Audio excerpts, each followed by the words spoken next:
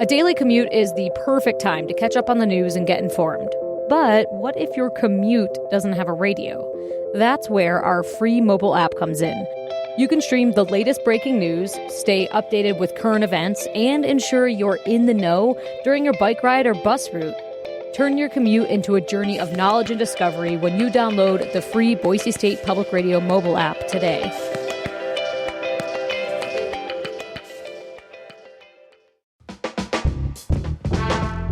Boise State Public Radio, this is The Connector. It's Idaho's daily news. Good morning. I'm George Prentice.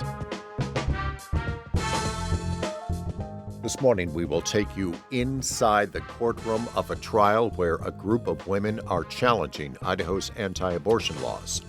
County clerks across Idaho are beginning to certify last week's election results, and we'll tell you about a big boost to EV charging across the city of Boise.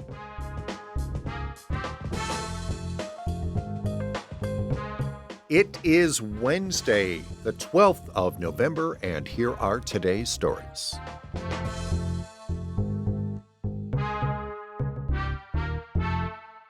Four women who needed emergency abortions for pregnancies that they had wanted are suing Idaho and asking that the state's abortion bans be clarified. Julie Lucata was at the Ada County Courthouse on Tuesday. The women say they had to leave the state to get the health care they needed for non-viable pregnancies. The plaintiffs say the abortion bans go against their constitutional rights to happiness and safety. The lawsuit does not seek to allow abortions in all cases, but wants the current law to allow patients with complications, pre-existing conditions, and lethal fetal diagnoses to access care. Under Idaho code, only mothers at imminent risk of death can get abortions. Jennifer Atkins was 12 weeks pregnant when an ultrasound revealed her baby had a condition likely to result in either a stillbirth or a miscarriage, which could also severely affect her health. She and her husband had to go to Oregon to terminate their pregnancy. We were terrified during that drive, not only because, again, we felt like we were being made as medical refugees of our own state, but also the fact that I still had this pregnancy that I could miscarry. Dr. Emily Corrigan, an OBGYN at St. Alphonsus, testified for the plaintiffs. She said providing abortions in certain cases is the national standard. I believe that Idaho's abortion bans, medical exceptions are unclear and unworkable, and that the abortion bans force physicians to violate their ethical duties. The four women testified to the grief of losing their wanted pregnancies and spoke of the added psychological distress caused by having to leave the state. Most of the day was dedicated to testimonies from the plaintiff's side. In opening statements, the defendants said the law is very clear and the lives of unborn children deserve to be protected. Julie Lucata, Boise State Public Radio News. And more testimony is scheduled for today at the Ada County Courthouse. Just over 917,000 Idahoans cast ballots in last week's election, breaking the previous record from 4 years ago. Nearly a quarter of voters this election voted early, a factor that Secretary of State Phil McGrain expects counties to respond to in coming election cycles. There just seemed to be a shift this election. So I think when we all gather, all the election officials gather at the beginning of the year here, this will be one of the things that we focus on is, looking forward to the 2026 election cycle. What are things we can learn and where can we improve? And I think expanding early voting access will be a big part of that conversation. Meanwhile, counties across Idaho this week are certifying the election results. Here is County Commissioner Tom Daly making it official in Ada County. Pursuant to Idaho Code 341205 and 341410, which requires the Board of County Commissioners to canvass election returns for the November 5th, 2024 general election. Now up to Valley County, where they had a big vote there. In its third attempt, voters approving funding for the county's EMS district.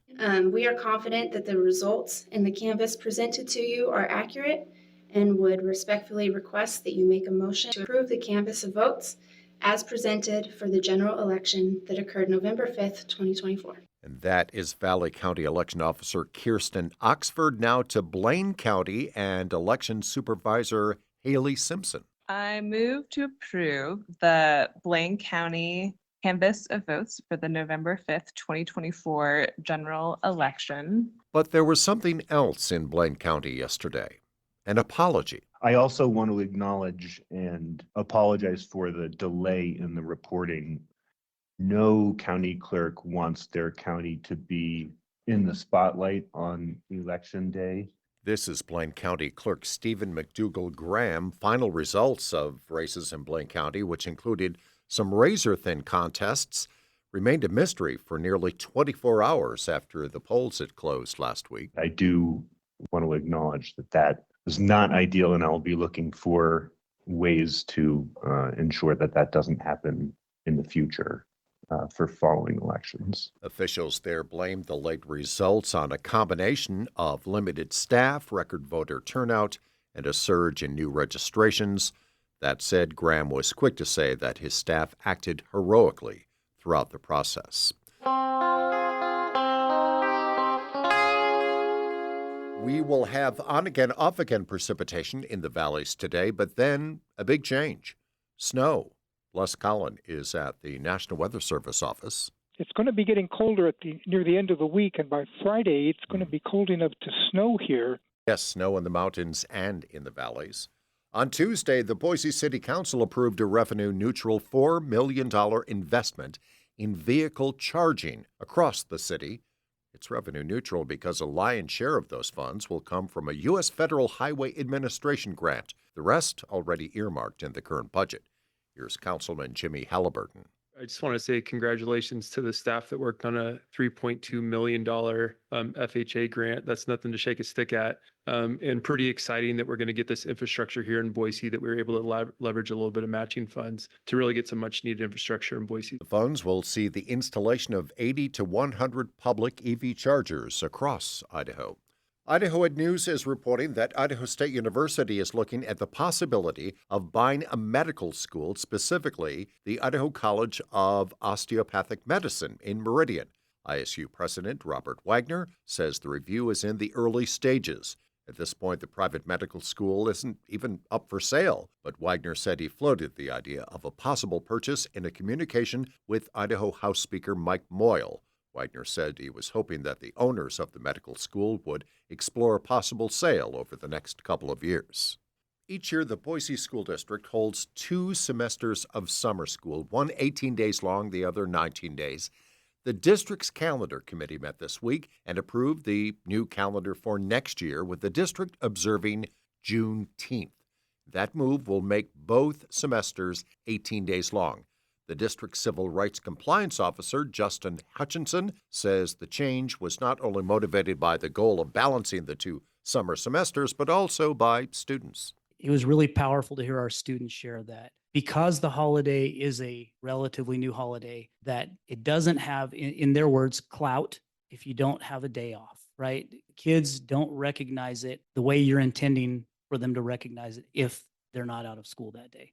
That change will take effect next summer, and the 2025-26 school year, which begins next fall, actually begins next summer. The first day of school next year will be August 12th. And that is today's episode of The Connector. I'm George Prentice, and we'll see you back here Thursday. To stay in touch with the news between now and then, check out BoiseStatePublicRadio.org or download the free Boise State Public Radio app. And thanks for listening.